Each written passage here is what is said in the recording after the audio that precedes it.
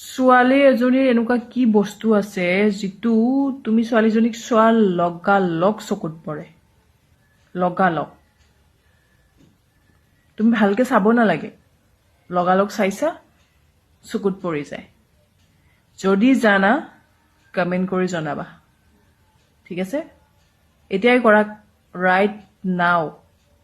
যোনে মানে শুদ্ধকৈ কমেণ্ট কৰিবা তোমালোকৰ কাৰণে এটা প্ৰাইজ আছে, মই ষ্টৰিত লগাই দিম,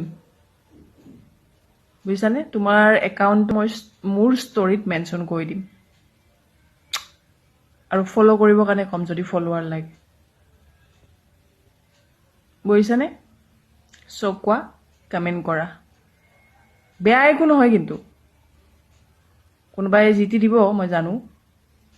যাৰ ব্ৰেইন আছে ব্ৰেইন লগাব।